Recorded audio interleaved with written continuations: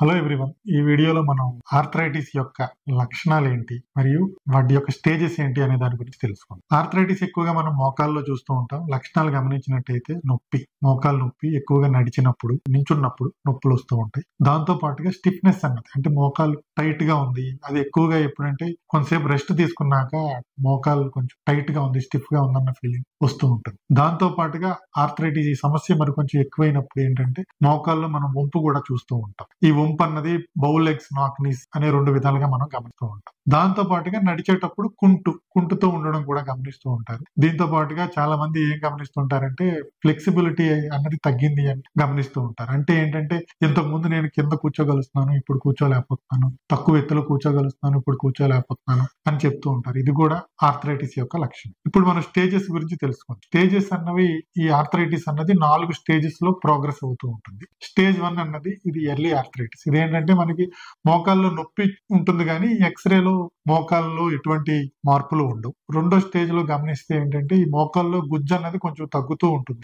ఎక్స్రేలో చూసినట్టయితే bone Spurs అన్నవి మనం గమనిస్తూ ఉంటాం. స్టేజ్ 3 అన్నది ఇంకొంచెం ఎక్కువ ఇబ్బంది ఉంటుంది. నొప్పి అన్నది కొంచెం ఎక్కువ దూరం నడిచినా వస్తూ ఉంటుంది. దాంతో పాటుగా ఎక్స్రేలో మార్పులు ఇంకొంచెం ఎక్కువగా ఉంటాయి. ఎక్కువ కంపార్ట్మెంట్స్ లో లేదా నెంబర్ ఆఫ్ ఆ బోన్ స్పర్స్ అన్నవి కొంచెం ఎక్కువగా ఉంటాయి. స్టేజ్ 4 అన్నది మోర్ అడ్వాన్స్డ్ ఆర్థరైటిస్. ఇది ఏంటంటే బోన్ ఆన్ బోన్ డిసీజ్ అంటారు. ఇందాక మనం గమనించాం కదా, 2 ఎముకల మధ్య ఉండే గుజ్జు అన్నది పూర్తిగా అరిగిపోయి 2 ఎముకలు ఒకదాని మీద ఒకటి రాపిడి జరుగుతూ ఉంటాయి ఈ స్టేజ్ 4 ఆర్థరైటిస్ లో. ఈ స్టేజ్ లో ఏంటంటే రోగికి విపరీతమైన నొప్పి ఉంటుంది. ఇంట్లో నడవాలన్నా కూడా ఇబ్బంది పడుతూ ఉంటారు. దాంతో పాటుగా మోకాలు మడవడం, చాపడం అన్నది విపరీతమైన నొప్పితో ఉంటుంది. సో చిన్న డౌట్, ఇప్పుడు మీరు చెప్పారు బోన్ మీద బోన్ వస్తుంది అని. సో బోన్ మీద బోన్ రావడం వల్ల ఆ రబ్బింగ్ సౌండ్ లేదా క్రిపిటస్ అంటాం కదా మనం, అది కామన్ గా చూస్తూ ఉంటాం. సో మన ప్రాక్టీస్ లో మనం కామన్ గా పేషెంట్స్ ని చూస్తూ ఉంటాము. సో ఏంటంటే వాళ్ళు వచ్చి మేడం నడుస్తున్నప్పుడు లేదా కూర్చొని నుంచున్నప్పుడు సౌండ్ వస్తుంది, కర్కరం అంటుంది అంటారు. అది is it a real problem? అది నిజంగా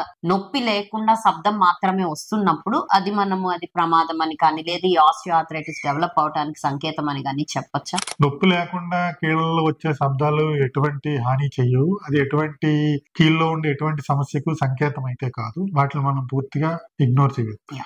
నొప్పితో కూడుకున్న శబ్దాలు లేదా నొప్పితో పాటు ఫీల్ అయ్యే క్రిపిటస్ అన్నది కొంచెం కీళ్ళలో ఉన్న వ్యాధికి సంబంధించిన లక్షణంగా మనం గమనించాం. సో ఇవి మనం గమనించినట్లయితే స్టేజెస్ ఆఫ్ ఆస్టియోఆర్థరైటిస్ లేదా కీళ్ళ అరుగుదలలో డిఫరెంట్ స్టేజెస్ చెప్పారు డాక్టర్ గారు. సో దీనికి ఏం చేయొచ్చు మనం? సో మీరు మెడిసిన్ లో ఏదైనా ఒక జబ్బు తీసుకున్నప్పుడు దానికి 2 రకాల వైద్య పరిష్కారాలు ఉంటాయి. ఒకటి మెడికల్ మేనేజ్మెంట్, అంటే బిళ్ళల ద్వారా, ఇంజెక్షన్స్ ద్వారా ఆ జబ్బుని మనం నియంత్రణలోకి తేవడం లేదా క్యూర్ చేయడం. రెండోది సర్జికల్ మెథడ్. సో మనం మందుల ద్వారా, ఇంజెక్షన్స్ ద్వారా చేయలేనప్పుడు, పూర్తి శాశ్వత పరిష్కారం ఆ సమస్యకు అందించలేనప్పుడు మనం సర్జరీ అనే దాని వైపు మాకు చూపిస్తూ ఉంటాం. సో ఈ ఆస్టియోఆర్థరైటిస్ లేదా కీళ్ల అరుగుదలకి ఈ 2 రకాల మేనేజ్మెంట్ మెథడ్స్ ఉంటాయి. That is medical management and surgical management. So medical management ఎలా చేయొచ్చు, సర్జికల్ మేనేజ్మెంట్ ఎలా చేయొచ్చు అనేది we can find it out in the next video. Please keep following. Namaste.